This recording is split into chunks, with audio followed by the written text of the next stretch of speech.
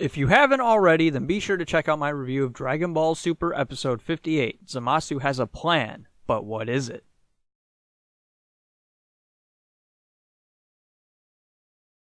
The last episode of Dragon Ball Super that we got was Episode 58. And Episode 58 ended with the Z Fighters, or the gang, whatever you want to call them, thinking that Gowasu was going to die at the hands of Zamasu, because that's the first phase of Zamasu's plan, or so they think. This episode picks up from where Episode 58 left off, with Zamasu about to hand Gowasu his tea, but he's also confused and a little bit surprised to see that the gang is there, and he wonders, why are they there? And Beerus covers it up by saying, oh, well, Goku wanted to fight you again. And Zamasu's like, okay, well, I'll fight you again, and Goku's just as confused as I am watching this, like, wait, what? No, that's not why you're there, And then Beerus is like, Goku, just shut up, okay? But Gowasu tells Zamasu that he shouldn't be fighting the guests this time. So they end up leaving. So now they're in the void of space in a bubble that Whis created. And they're looking over Gowasu and Zamasu to see if Zamasu has any intent on killing Gowasu. Because according to Beerus and Whis, they were able to feel his evil intent. Kaioshin, or Supreme Kai, whatever you want to call him, says that he wasn't able to feel the evil intent of Zamasu. So he's going to take Beerus and Whis' word on it. So we then cut over to seeing Trunks, future Trunks, sitting on a rock, weeping like a baby. Because, oh, I ran away, I'm a coward. When actuality, Mai saved your life, pal. You should be grateful. And the Pilaf gang's looking over like, oh, Mai, this is your chance. You can go comfort him. And they're, this is the whole comedy act and everything. Which I find funny, I do, don't get me wrong.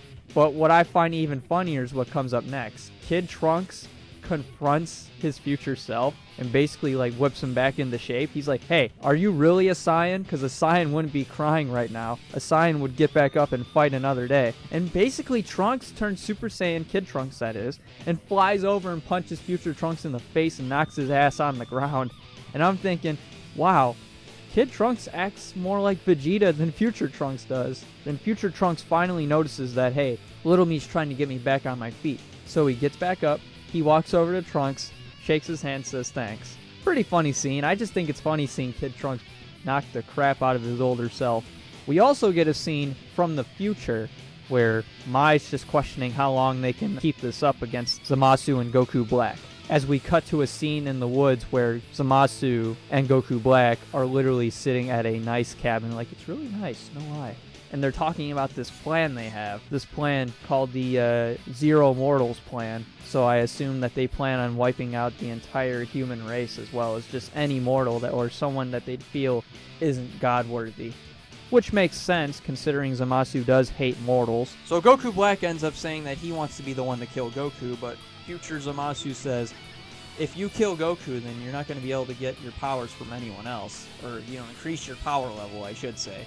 This leads to future Zamasu saying, oh, well, maybe you should be immortal too, but then again, your power would probably be inferior as a result of it. So I guess this confirms that Goku Black is able to get more powerful because of Goku. By the way, I may have done those scenes out of order, because I'm pretty sure, now thinking about it, that the future Trunks scene came after this, but you know what, whatever, I talked about it, that's all that matters. So now we go back to the void in space where Goku, Whis, Supreme Kai, and Beerus are all looking over Zamasu and Gowasu. And Whis has this little mitt in his hand. Why? I don't know. You'll find out in a minute, though.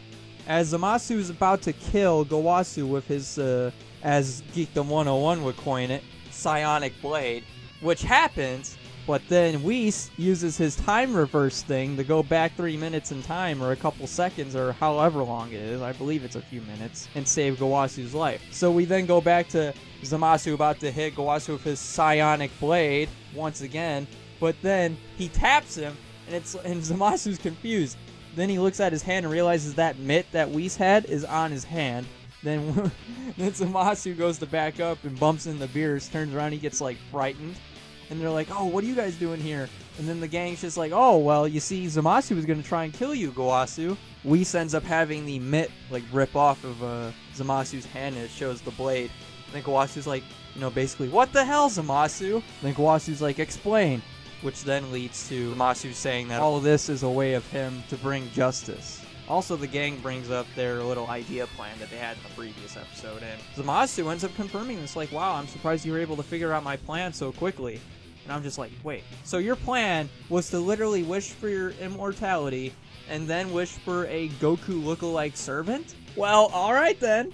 Goku goes up to Zamasu and is like, yeah, we've seen it. It plays out in the future. We went to the future. Yeah, it plays out there, buddy. And Zamasu's like, good. Well, then I know my plan's gonna work for sure. And Zamasu's about to go and attack Goku, and Beerus steps in, catches his hand, and says, don't you get cocky. And literally puts his hand out in front of Zamasu's face, says the word destroy or destruction, not like it matters because it means the same thing. And that one word he says causes Zamasu to vaporize. And it is such a cool, badass scene because we haven't seen Beerus do anything that ruthless since the Battle of Gods arc. Bravo, Beerus, bravo. They go back to Earth and they celebrate. Beerus says, once you kill a god, the other god in the other timeline should be dead too. And I'm over here thinking, that shouldn't affect the future, Beerus. And Trunks is questioning that too, as well. Then Goku goes, oh, come on, Trunks. If Beerus says it's gonna happen, it's gonna happen. And that's how the episode ends, basically, with them celebrating, maybe prematurely, because with the episode preview, it shows that future Zamasu is still alive, and Goku Black is still there as well. And I guess we're going to have another fight scene in the future, so I am looking forward to that. This episode, however, was good, but it had a few moments there where I was kind of like scratching my head, like thinking, huh? What? What? But nothing major. For the most part, it held up well, and I'm looking forward to the next episode. This is Gojira 2012, saying farewell for now.